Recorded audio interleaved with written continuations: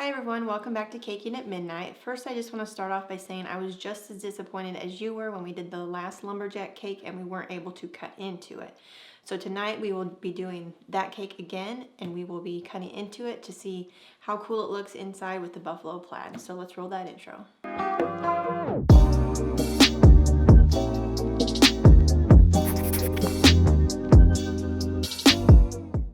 As always, don't forget to follow me on Instagram. It's at caking_at_midnight.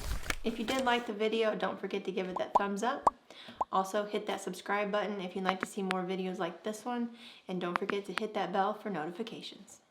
Okay, now we're going to get started with our cakes and we're going to cut them and then cut the circles in the center. If you'd like to see how we've gotten to this part, you can go to the other video to see how I mixed up the batters. I have the 8-inch rounds all baked, ready to go. We just need to get the circles cut into them, so we'll get started on that right now. I have chilled these for about an hour just so they're easier to cut and less crumbs. We're going to trim off the tops and then we're going to take that and divide it in half and get our second layer, so there'll be thinner layers for your checks. So the first time here we'll just take the tops off and then we'll go back through and cut them back again.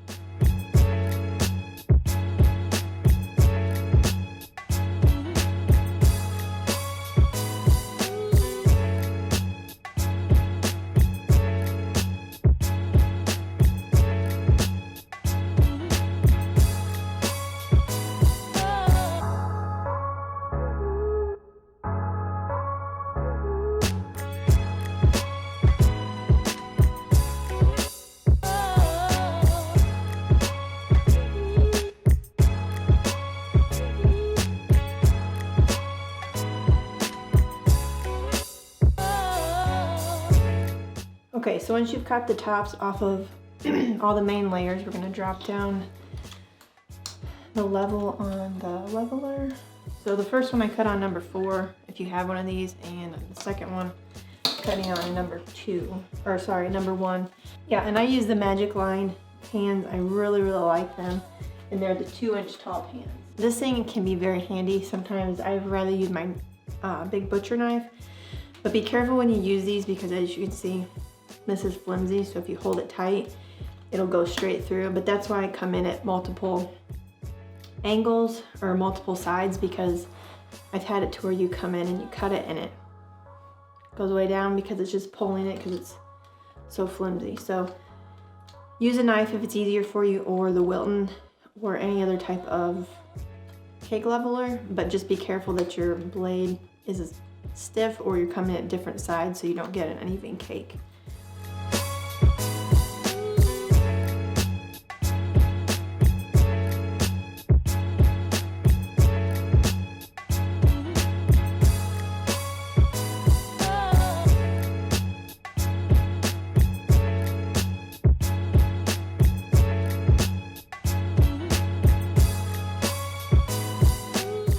Everything is cut. Now we need to work on our centers. So since the last video also, I went on Amazon and purchased these cookie cutters. They're 12 round cookie cutters.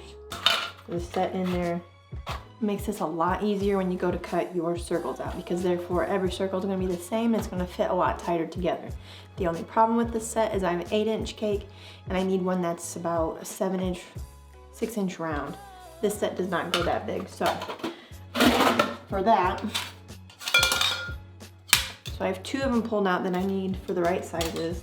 They go down by 2-inch increments. So I'm going to use my 6-inch pan to cut the first circle on all of them, and then I'll use the 2 cutters for the rest of them. So we'll get started on that.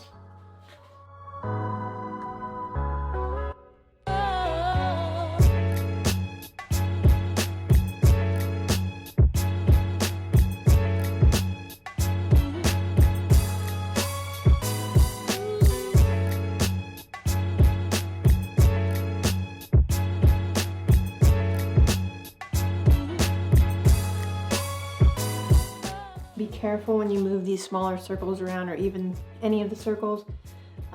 They can be very fragile. When you put it all together, the buttercream will hold it together if it does break, but it's a lot easier if you can try and keep them intact.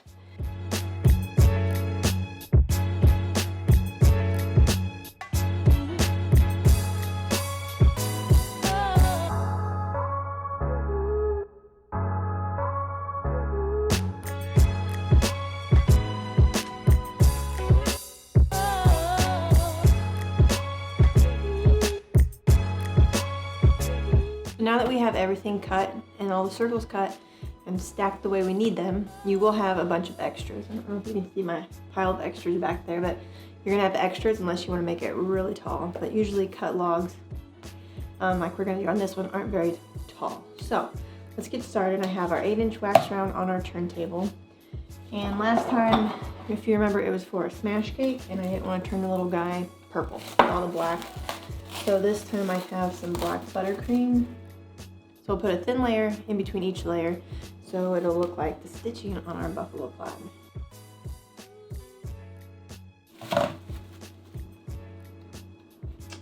And as you can see, that one didn't like me very well and he has been broken on all the sides. So he's my bottom layer, and once we put the buttercream on there, we'll slowly stick him together.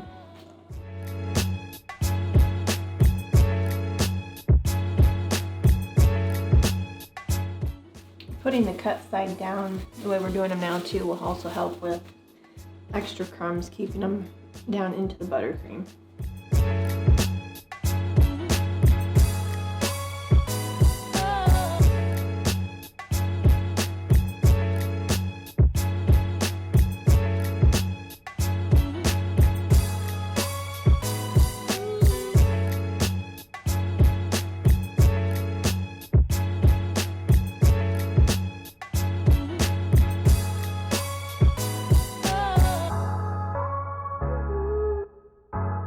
Okay, we're all done stacking. I'm gonna put this in the refrigerator for about 30 minutes to help it set a little bit.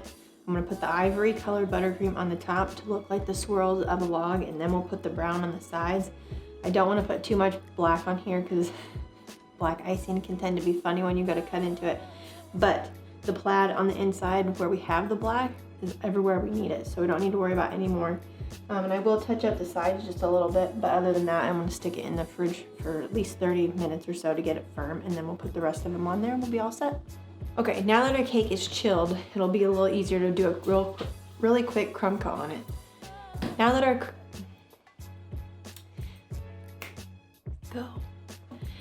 our cake is chilled, it'll be a little easier to put a crumb coat on it, and then we can start on the bark on the sides. So I'm gonna do a really quick crumb coat, then we'll work on the top and then the sides. Nope, scratch that. Now that our cake is chilled, it's gonna be a lot easier to do a crumb coat. So, it's just a mess. Now that our cake is chilled, it'll be a lot easier to do a crumb coat on it, but first I'm gonna put the detail on the top, and then we'll put the bark on the sides like we did in the last video.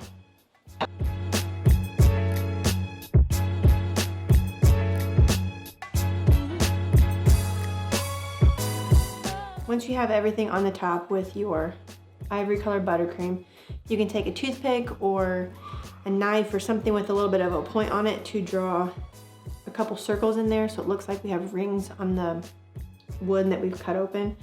So I can't find the one I used last time, so we're gonna use mine. Once you have those in there, then you can take your darker color buttercream and fill in those areas.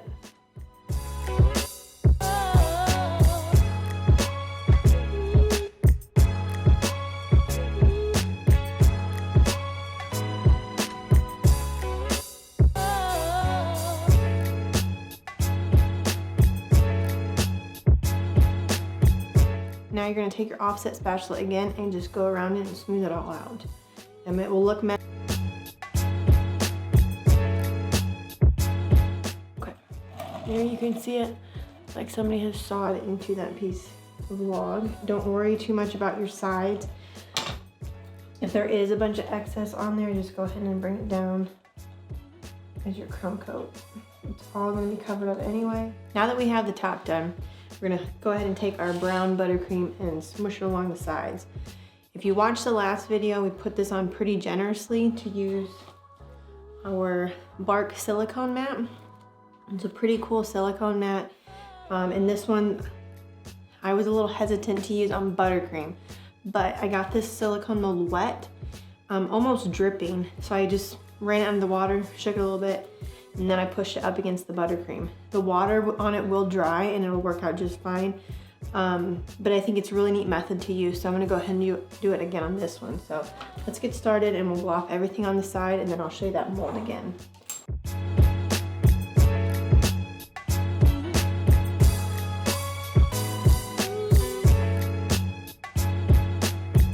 Go ahead and make it come up over the edge a little bit, so when you push that mold on there, it'll look like the bark. As you can kind of see here, the bark is, we don't want it to have an even look across the top. I know a sawed log usually does, but usually the bark is a little bit more jagged, so it'll give it a little bit more of a realistic look if you can get it up on the sides a little bit. So I want a pretty thick layer on this so I can use this mold and make sure I get in all the grooves. But I also want to make sure I have a pretty even surface starting out. So I'm going to take my cake scraper and just do a very light, even pass along the edge to make sure I have kind of a even playing field, or see if I have spots that aren't quite filled in where they need to be, where it'll be a little bit easier to use that mold. As I can see around the bottom here, I'm missing a little bit. So we'll go ahead and get those filled in. Our mold has a little bit of water on it. We're just gonna go ahead and stick it on the side of your cake, and you can use quite a bit of force to push that in there. You're gonna see on the top where the buttercream starts to move. You guys can see that moving around pretty good. Just push that mold into the buttercream. And go ahead and gently pull them out. And you can kind of see where there might have been a spot where we didn't push very hard. But it's bark and not every tree is the same, so you can go back around with this mold if you see a spot that's not quite up to par. Get it wet again and push it back in there. So that's what I'm gonna do. And each time that you use this mold on the cake, go ahead and wet it again.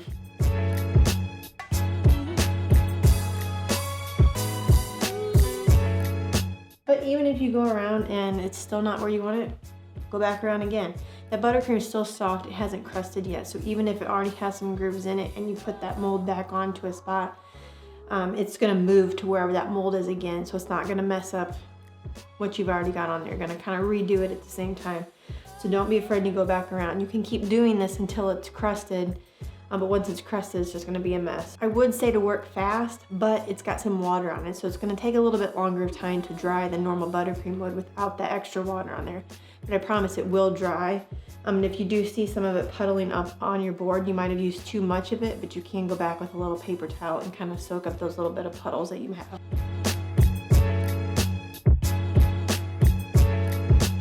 I like the look that I see there. I also like the fact that it's up around the edges a little bit. It's a little bit more realistic. If you don't, you can just go ahead and trim those off of there, or take your offset spatula and make like a clean cut so it does look like it's sawed off. I do like the more natural look of it though. So we'll get it transferred to our board, we'll decorate it a little bit, and then we'll cut inside. This time I promise to see the inside of the plaid pattern.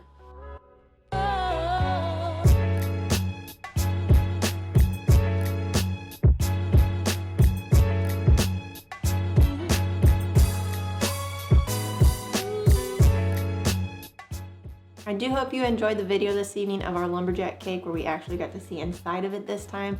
If you have any questions or comments, don't forget to leave them down below, or if anything you'd like to see in the future, leave that down there as well and we'll get a video up for you. As always, this is Caking at Midnight, and happy caking.